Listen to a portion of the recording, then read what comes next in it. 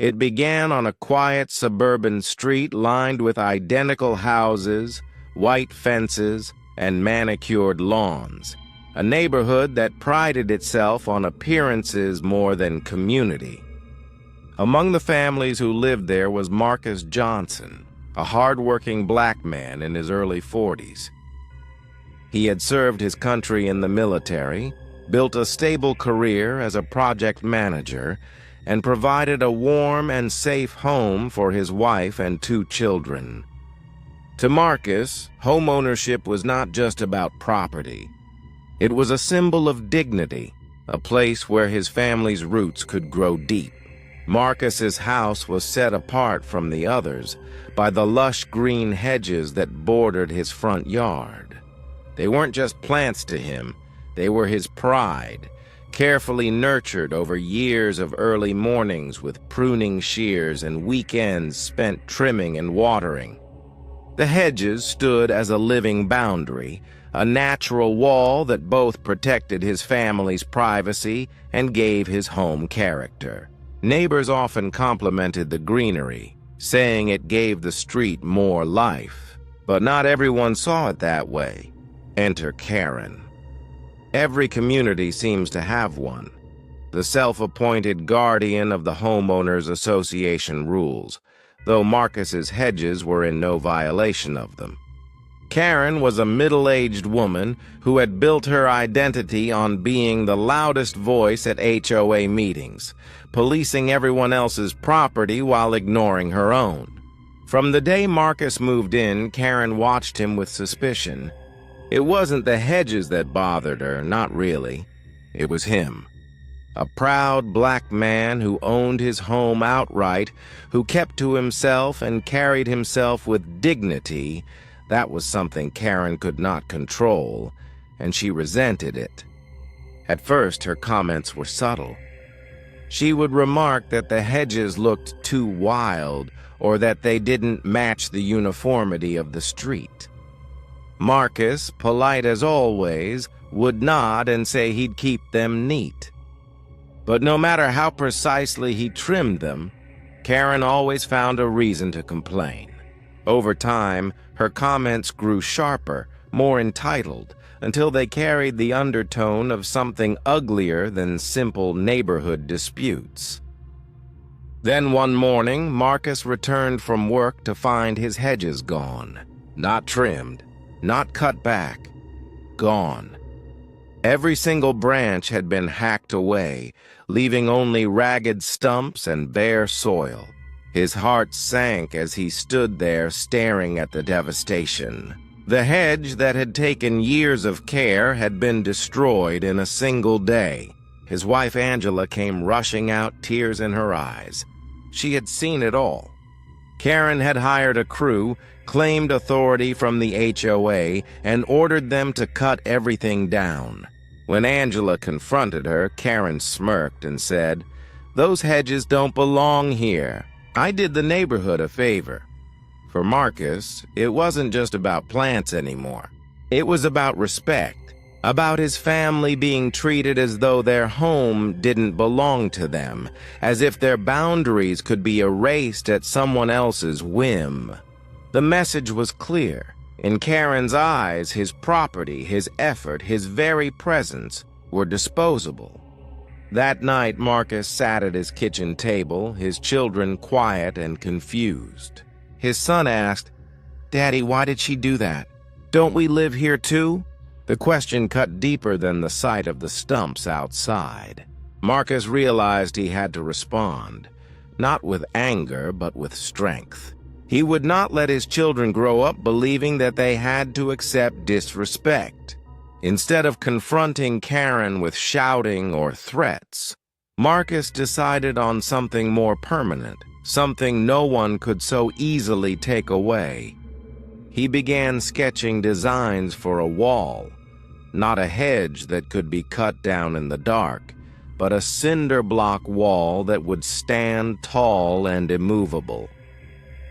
A wall that would reclaim his space, mark his boundaries, and silently speak a message.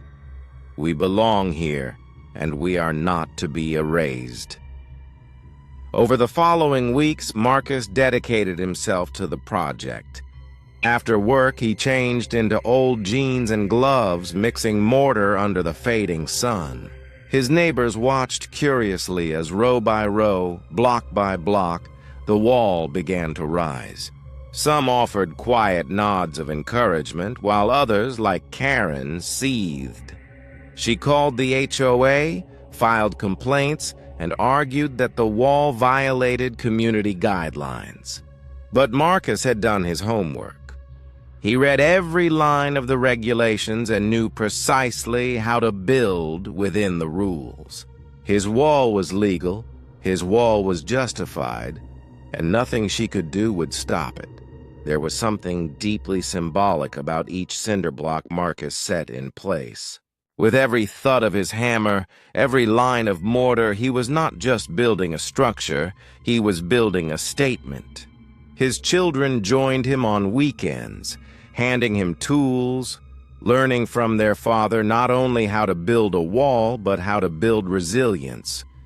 Angela stood by his side, her pride growing with each passing day. Karen grew desperate. She shouted insults across the street, sent letters dripping with passive aggression, even tried to rally other neighbors against Marcus. But the tide had shifted. Many in the community, once silent in the face of her bullying, now admired Marcus's resolve. They saw the dignity in his quiet determination, the contrast between her bitterness and his strength. The more she tried to tear him down, the taller his wall and his reputation rose. When the wall was finally finished, it stood strong and unwavering, just like Marcus himself. It wasn't ostentatious, but it was solid, clean, and undeniably permanent.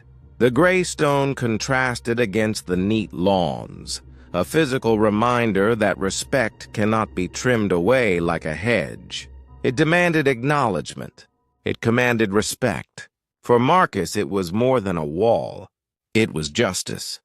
It was a lesson to his children that when faced with discrimination, one could respond with action, with creativity, and with resilience. It was a message to his community that his family's place in that neighborhood was as firm as the mortar that held the blocks together. Karen, of course, fumed.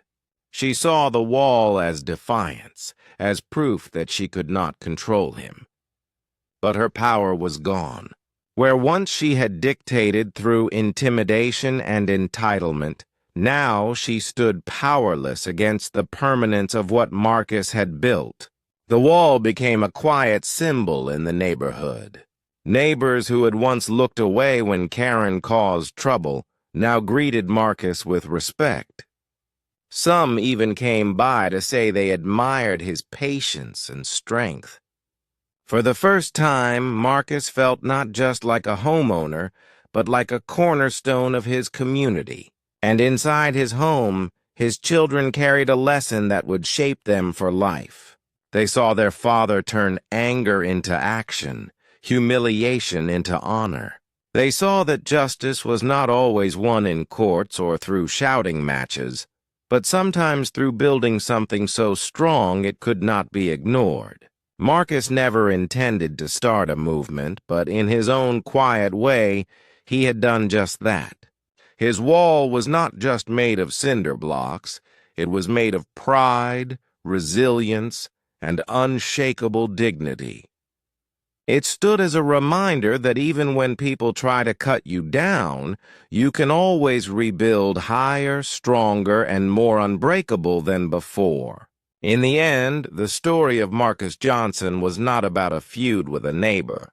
It was about the timeless struggle for respect and belonging, about a black man who refused to let someone else define the limits of his home or his worth.